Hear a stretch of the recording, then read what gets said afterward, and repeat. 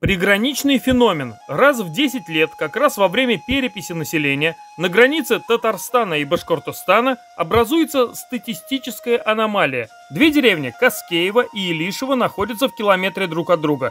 В одной проживает 96% татар, в другой 94% башкир. Ничего аномального, скажут многие. В Башкирии башкиры, в Татарстане татары.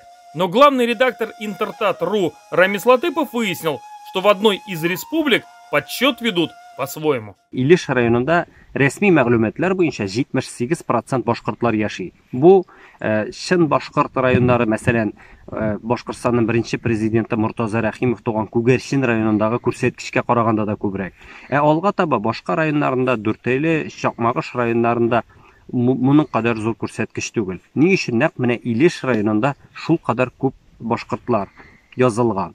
Моны ачыклар өчен мин Илиш районындагы очраклы рәвештә 10 авылга кердем һәм каршыма очраган беренче кешеләргә шушы сорауны бирдем. Монда татарлар яшиме соң? Татарлар. Тегин әйткән башкортлар түгел бит, татарлар. Без Башкириядә яшәйбез. Әйе. Башкириядә булган башкортларга тиеш. Менә мин үзем бит башкорт түгел. Ну сез ничек язылгансыз? Башкирин дип язылган.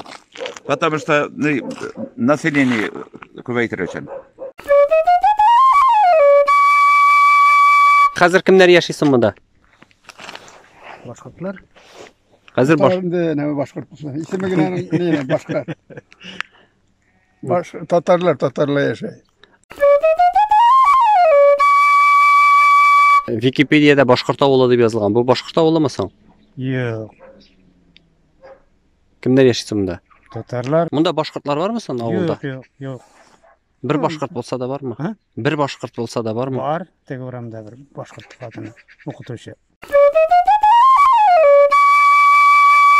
Монда башкортлар бармы соң авылда? Башкортлар юк. Башкортларда кеше юк анда. Монда. Элек шул тирлек халык килгән, күбрәк урыслар килгән инде. Чиркәүнек данлыклы булган диделәр. Это кладбище деревни Князь-Елга Илишевского района Республики Башкортостан.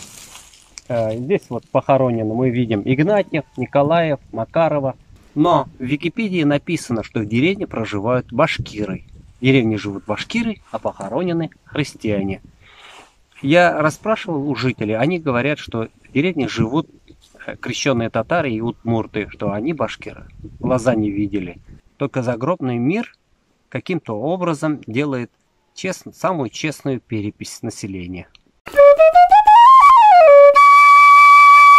Исәнбай авылы татар авылымы соң? Татар авылы. Мин теге монда килгәндә Википедиядан караган идем, монда башкорт авылы дип язылган. Әйтсәң, политический идол. Biz Tatar avlarına girer. Biz Tatarga kiremiz buraya. Фактически башкортларбыз kitapta.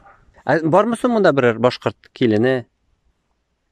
Ayırıp kan etelmeyim ben mi? Bunda okutuşlar, bir okutuşu var başkort yağına, felaket yağına. O tege mektep programında tarafında.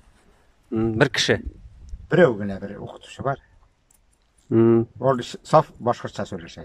Bu İliş rayonu İsenbay avılına kuyulgan ilme takta bu başkortça yazılgan başkort devlet dilinde S harfini siz görürsünüz, onda kuyruğu var. İsenbay deyip yazılgan. Әмма авылда татарлар яши. Шуңа күрә алар үзләренә татарча илме такта куйганнар. Исәнбай монда менә. Ул кыйрыксыз, авылда да ул татарча язылган. Шул рәвешчә авыл халкы үзенең кем монда яшәгәнен әйтеп биргән.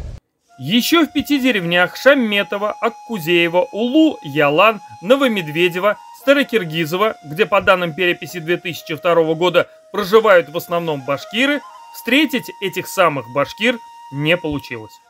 Башкортстанның төньяк-көнбатыш районнарында чынлыкта кемнәр яши дигән сорауга җавап билгеле. Минем фикеремчә, менә татарларны башкорт дип язган кешеләр аны үзләре дә белә. Бу кешеләрнең, бу татарларның башкорт түгел икәнлеген алар да белә.